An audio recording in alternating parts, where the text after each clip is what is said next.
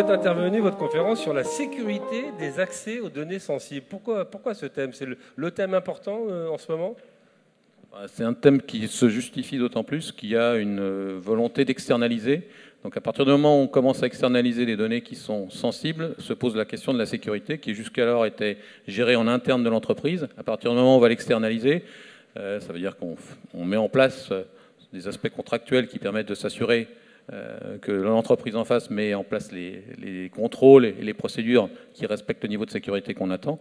Mais derrière, il faut pouvoir s'assurer que c'est mis en œuvre, donc mettre en place soi-même ses propres audits ou alors les confier à des sociétés externes. Donc avoir une politique de sécurité un peu différente de celle qu'on avait avant. Parce que là je suppose que c'est pas uniquement c'est pas le fait de signer un contrat qui va vous rassurer pour autant. Il faut être vraiment certain que les process qui sont mis en route sont des process. Tout à fait. On n'est pas dégagé de notre responsabilité. Donc derrière, il faut vraiment mettre en place, enfin négocier quand même. L'aspect contractuel est important quand même, parce que derrière, il faut bien mettre en place les choses, avoir des engagements clairs, des tableaux de bord qui ont été définis du point de vue sécurité, des process à vérifier qui ont été définis et s'assurer qu'ils sont bien mis en place, mettre en place des contrôles, tout ce qui est plan de continuité, s'assurer que tout ça c'est bien prévu et que c'est intégré. Donc il y a vraiment des choses à bien traiter dans l'aspect contractuel et mettre en place l'accompagnement qui va autour. L'accompagnement est un accompagnement soit extérieur, soit intérieur. On peut aussi avoir ses propres outils de contrôle. Alors, si on essaye de résumer, bon, c'est toujours un peu compliqué de le faire en quelques minutes, mais si vous voyez ce marché de votre point de vue à vous, quelles sont selon vous les grandes tendances, les grandes demandes que vous trouvez aujourd'hui du côté des entreprises?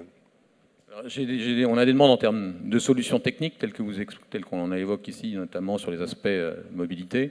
Et puis on a d'autres demandes qui sont plus orientées tableau de bord, gouvernance, puisqu'en fait, dans les grandes entreprises, aujourd'hui, on essaye d'avoir une vue, parce qu'il faut quand même publier la manière dont la sécurité est mise en place dans l'entreprise et la vendre, parce que c'est une vraie valeur ajoutée de l'entreprise maintenant, ce n'est pas simplement un coût, c'est un élément qui permet de valoriser l'entreprise aussi vis-à-vis des marchés.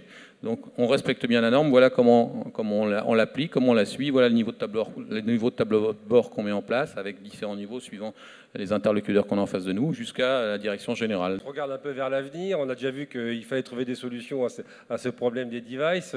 C'est quoi un peu les prochaines grandes étapes sur ce marché de la sécurité, aussi bien du côté de l'offre que de la demande? Quelle est votre vision là-dessus? Ma vision, c'est que le côté poste de travail, enfin, donc tout ce qui va évoluer, là, ça n'arrête pas d'évoluer, c'est encore un grand secteur sur lequel les choses vont bouger, n'arrêtent pas de bouger. Et dans ce domaine, plus toute la problématique du cloud, puisque derrière, l'identité de la personne, où est-ce qu'elle va gérer, va rester dans l'entreprise, elle va être externalisée, comment on va gérer tout ça, et comment on va permettre à une personne de se connecter à l'ensemble de son environnement sans avoir X identifiant, X mot de passe, ça c'est aussi un sujet qui reste. Il ne faut pas que le cloud rajoute des nuages sur la sécurité, c'est ça? Tout à fait, mais bon, là c'est pas encore fait. Laurent Carouja, je me tourne vers vous. Vous êtes responsable exploitation à la DSI de Devanlay Lacoste. Au niveau industriel, il y a une histoire vraiment formidable à nous raconter. On va essayer de le faire en 5 minutes. On peut dire que là, on a vu avec Gilles l'aspect sécurisé, et qui est donc un des 3 thèmes de CA-Expo, et qu'avec vous, on va plutôt voir l'aspect transformé et accéléré. Donc, quel est le point de départ là? Une situation qui est compliquée dans la production, un système qui est assez vieilli. Le but, c'était surtout pour nous de savoir suivre la croissance de l'entreprise, parce qu'on a eu une très forte croissance ces dernières années et on a encore une stratégie d'évolution qui est très très forte, portée d'une part à une époque par les US et aujourd'hui par l'Asie. Croissance externe ou interne, les deux? Les deux.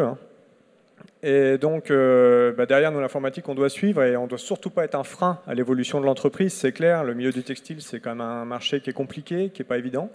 Donc on est vraiment là en support et pour nous le but c'était de dire au niveau de l'informatique, c'est de suivre cette évolution avec des outils qui seront relativement conviviaux, faciles à mettre en œuvre, qui répondent tout de suite à la demande. Et c'est vrai que je dirais que notre choix s'est orienté assez naturellement après l'appel d'offres vers la solution Auto6. Moi si je vois l'exemple à l'époque en 2008 et le périmètre n'était pas du tout le même, on avait, pour donner un ordre d'idée, c'était 600 jobs lancés par jour sur une plateforme où il y avait une douzaine de serveurs de production qui étaient pilotés. Je peux vous dire, au début de cette année, on est à un peu plus de 100 serveurs pilotés. On avait 8000 jobs lancés par jour. Et aujourd'hui, là où je vous parle, on en est à 12 000 jobs lancés par jour. Voilà la progression de ces 4 dernières années. Ce qui vous intéresse aussi, c'est la gestion des événementiels. Ça, c'est quelque chose de très important pour vous, c'est ça? Pour nous, aujourd'hui, l'événementiel, c'est à peu près 40% du planning, de tout ce qui est ordonnancé. Donc l'événementiel, c'est quoi? C'est typiquement tout ce qui est site web, La commande, l'utilisateur, il faut réapprovisionner, il faut... Une commande, c'est un événement finalement. C'est plusieurs événements. C'est l'événement déclencheur qui va derrière alimenter les chaînes logistiques, l'approvisionnement. Bon, maintenant on se met un peu avec un peu de recul. Qu'est-ce qu'on peut dire, de votre point de vue d'abord à vous, d'exploitant IT, quels sont, en gros, en quelques mots, les avantages que vous trouvez aujourd'hui au système par rapport au système que vous aviez auparavant? Pour nous, il y avait quand même plusieurs axes. Donc je dis, c'était la convivialité, la facilité de prise en main, puisqu'on a une couverture 24 heures sur 24, et on n'a pas une équipe qui est structurée pour faire du 24-24, donc forcément, il y a une partie qui est externalisée sur le suivi de l'exploitation. Et à titre indicatif, ça représente 25 personnes quand même qui tournent. Et on ne peut pas passer un temps fou à former 25 utilisateurs. Nous, avant, sur l'ancienne solution, ça représentait 5 jours de formation pour prendre l'outil en main. Là, ça représente à peine une demi-journée. Donc le gain de temps, il est là. C'est la première activité. Après, c'était aussi la vision globale des processus de l'entreprise, parce qu'on a un métier qui est très technique. On parle de programmes qui tournent, de données implémentées d'une base à une autre, etc. Mais en réalité, on ne fait que gérer des processus à l'intérieur de l'entreprise.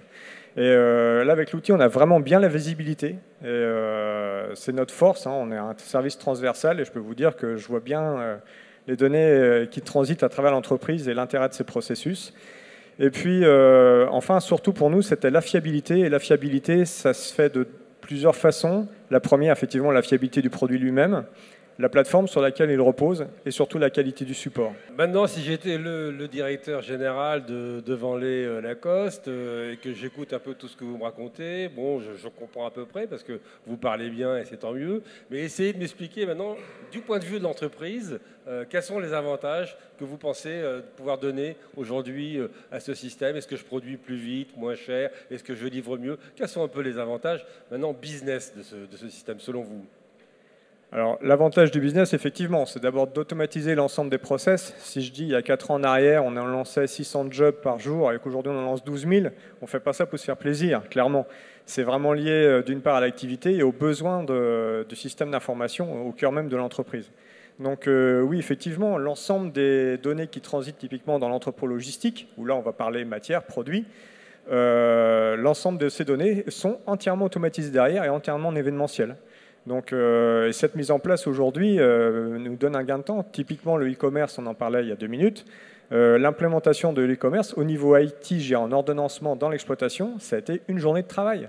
Il y a 4 ans en arrière, on y aurait passé peut-être 2 semaines. Est-ce qu'on peut commencer à utiliser ces devices un peu chez vous? Ça fait déjà plus d'1 an qu'on les utilise chez nous. Bon, c'est bien. Écoutez, je crois que malheureusement, il va falloir qu'on arrête là. J'étais en train de vous écouter, je pouvais partir et vous laisser discuter entre vous. Merci Laurent Carouja pour ce témoignage concret. Merci Gilles Offray.